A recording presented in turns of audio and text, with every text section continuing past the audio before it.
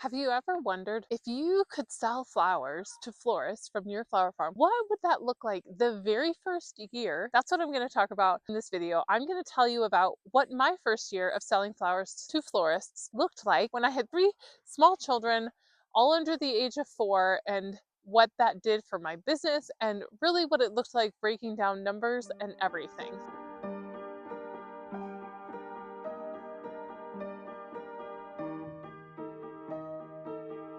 I'm Ruth Ann from Abundant Blooms Flower Farm in West Michigan, growing in zone 6A, 5B, whatever you want to say. And our frost-free dates are from mid-May until mid-October. It's currently the middle of February, and these are my tulips behind me, if you want to know. I grow on about an acre and I sell basically exclusively to florists now. Anyway, that's not exactly how I started, but that is how my business has evolved and streamlined into just selling my flowers to florists.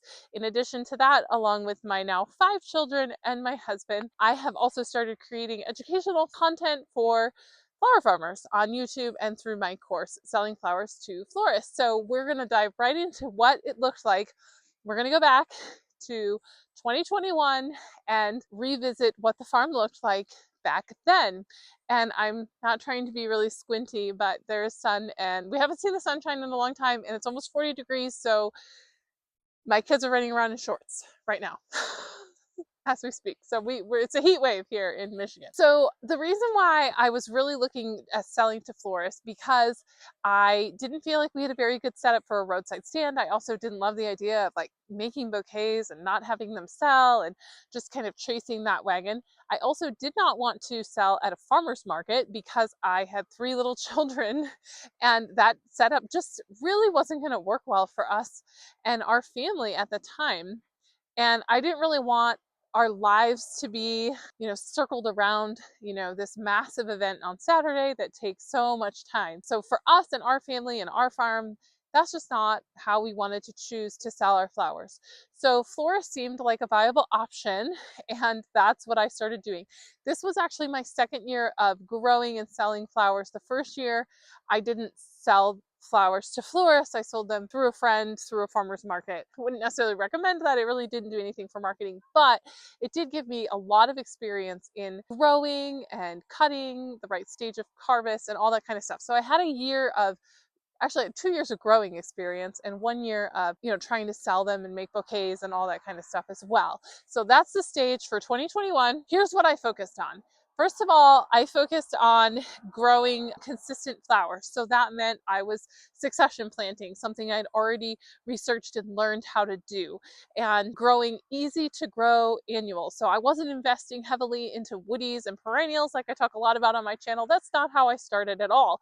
I started with easy to grow from seed annuals. I bought no plugs, nothing. I just grew what I could from seed. So that looked like, I'm not necessarily giving you an exhaustive list, but these are the ones that I thought of right off the top of my head. I was growing things like sunflowers, zinnias, cosmos, basil, ageratum, snapdragons, bupleurum, larkspur, and a few others mixed in. So all of those are easy to grow from annuals, which I grew everything from seeds that I started myself at that point in my business. The other thing to keep in mind is you don't want to try and grow everything. Like I was just trying to get good at a handful of crops that would help sustain my farm. And so that's what I chose to do. Here's the next strategic decision. I sold to only 3 florists. I could have sold to more. I actually had more flowers and I could have sold to more florists. But here's what I really wanted to focus on in my first year. I really wanted to focus on consistency and learning to with my florists, have good relationships with them, taking feedback from them, and learning how to predict my flowers and what I needed, learning what I didn't even know I needed to know, right? Because you don't know what you don't know.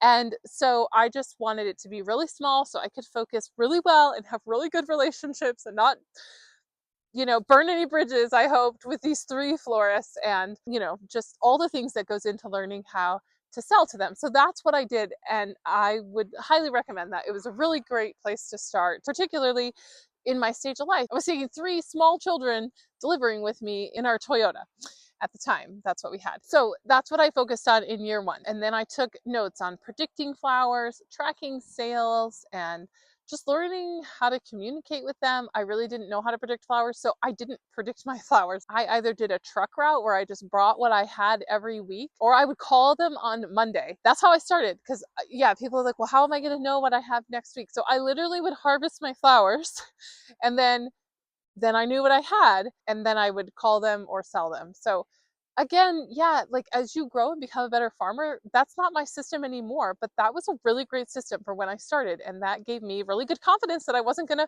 oversell because I knew what I had. I was literally looking at my bunches, right? This also enabled me to build relationships with these florists. I consistently came, I sold to them every single week from when I started selling in the season.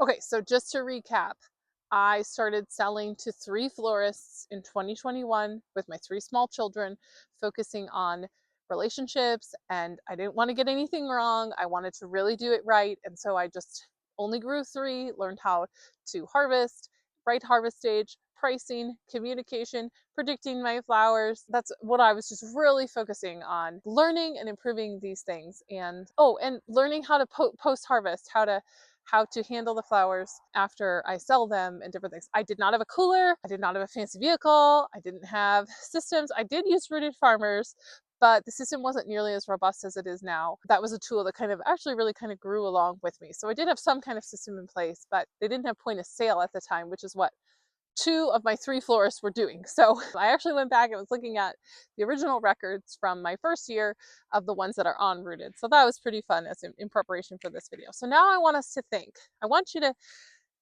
envision with me.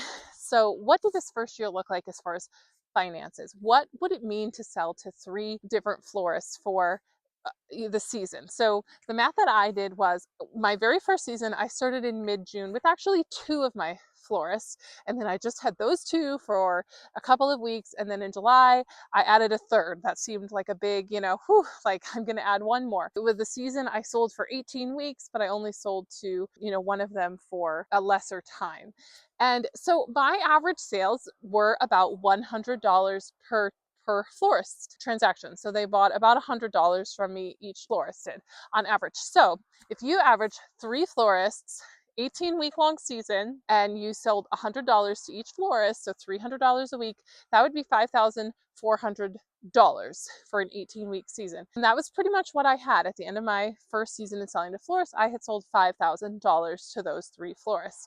I was pretty ecstatic about that. I thought that was a really great way to start my first season with florists. So that was pretty exciting to me. And from there, I was able to take what I learned, improve upon it, and scale. So I didn't start out trying to sell to, 10 florists. I started with brick and mortar florists that all had shop hours. They all need flowers. That's how I started. So that was it. So I started with these 3 relationships. And let me tell you what. So I just finished my 5th year of selling to florists, my 6th year of flower farming. And every single one of those initial shops still buys from me every week. The one shop doesn't buy every week, but 2 of them buy every single week, and the one buys pretty consistently throughout the season. I created relationships 6 years ago that I'm still benefiting from and that are still making my farm profitable today. But if I would have gone in, not known what I was doing, gave them bad flowers, they wouldn't have continued to buy from me. And I know this because they've told me that they've had flower farmers come in and have poor quality flowers and they never want to buy from them again. And they don't. So where has this led me now? Now I'm going into my 7th year of flower farming. Last season I sold to over 35 florists and into a collective in Chicago, which had even more florists. And so it's grown into a sustainable business that's actually paying us and benefiting our family and allowing me to teach other flower farmers how to sell to florists, because I know that it's an avenue, a sales channel that a lot of flower farmers are wanting to get into. And there's some very strategic, specific things of how to get into this sales channel and do it well. But it all just started with 3 florists. So that's what the first year of selling flowers to florists looked like on my farm. And I'd love it if you thought about what this might look like on your farm, or reflected back on what it did look like and where you've grown, and share those in the comments. That would be super fun to hear. I also want you to know that I am working on a free webinar called 3 steps to profitably sell flowers to florists without feeling overwhelmed. I don't have a date for it yet, but I will let you know when I do, but it's coming very soon. So there's a link in the description that you can sign up to get notified of when that webinar is happening, and it's going to be really good. I've been working on it really hard getting this webinar together to give you more in-depth training about how to start selling flowers to florists as well. And if you enjoyed this video, it's a really great time of year to check out this video I did about direct seeding, which is a great thing to do, especially if you're early on in flower farming. I think it has a lot of value, and it's a great time to either be thinking about direct seeding, or a lot of you probably are ready to direct seed in the spring.